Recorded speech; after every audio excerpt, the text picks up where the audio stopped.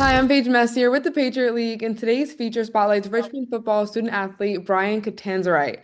Off the field, Brian gives his time to a local animal shelter. And now, Brian, I'm a dog lover, so I am so excited to talk about this. But Yep. first, thank you for joining me.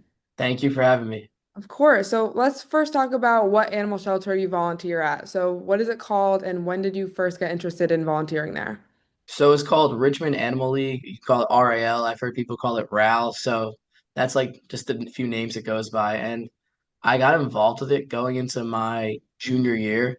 I had you are really busy as a student athlete, but you still have a lot of downtime. And growing up with dogs around my family, friends have dogs, cousins have dogs, you get to school and you kind of forget about just seeing dogs around. You see them around campus, but it's not the same as sharing that special moment with a dog. So I was missing that, and I figured volunteering would be a great way to fill that gap that I was missing. Yeah, and a typical day of volunteering, what do you do for the shelter? So it all depends. Sometimes it could be if you're in the morning crew, that's a little bit more work because you gotta clean up their little kennels, which is I mean it's not fun, but it's got to get done. And then once it's all clean, you take them on walks, and sometimes they'll have play groups. So if they're more like hyper dogs or younger dogs, they'll go in the backyard and run around. That's always fun. And then if it's a night group, you just kind of all you got to do is walk them. And if the kennels are a little bit dirty, you give them a clean. And then other than that, it's not too bad.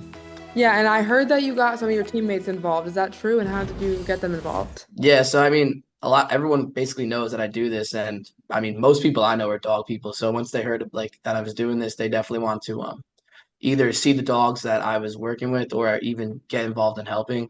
So some of my friends actually like went to the dog shelter. Some of other people in Richmond I know that aren't on my team, they started volunteering. A couple people I know were fostering dogs. So even if it's just a couple people, that's just like still that many dogs are being like helped out when otherwise it wouldn't be. Yeah, I'm sure it's a huge help to the Mhm. shelter. And when you walk your dogs, I've seen some pictures. You have the neon leashes that say adopt me. So has that Yep. started any conversation while you're on campus or have gotten any of the dogs adopted? Yeah, so one of our current athletic trainers, she actually adopted a dog from RAL, and it was funny because she brought her in, and I'm like, oh my gosh, I saw her the other day. That I saw Whitney the other day. So, I mean, she probably would have never heard about it if I didn't come through with the if she didn't see the adopt me leash.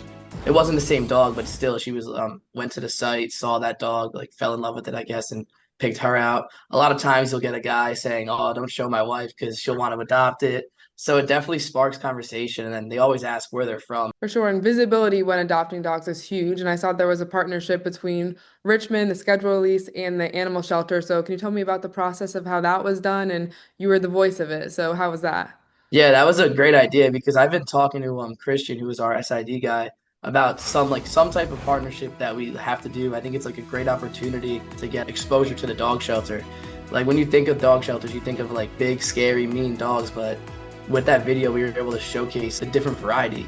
Yeah, adopt, don't shop. I saw that Right. Tim, he was in the video and he got Tiny Tim was just a great. week later. So how special Hmm. is that? You don't know for sure if it's from the video, but how special is it to maybe think that you had an impact on this dog getting adopted?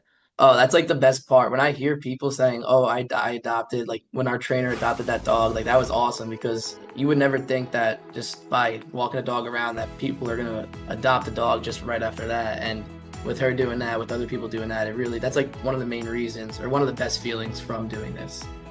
Yeah, and being a student athlete, just to wrap things up, how important do you think it is to just give back to the community? Well, I think it's like probably one of the most important things because if no one ever gave back to me, I probably wouldn't be in the position I am in today, whether that's my family, friends, teachers, coaches, everyone around me, they all give back to me. They all help me out. And I think that's just a little thing that like doing this is just a little thing I could do to repay for everybody that's helped me along the way. Yeah, I love it. Well, a big thank you to you, Brian, for joining us today and sharing your story.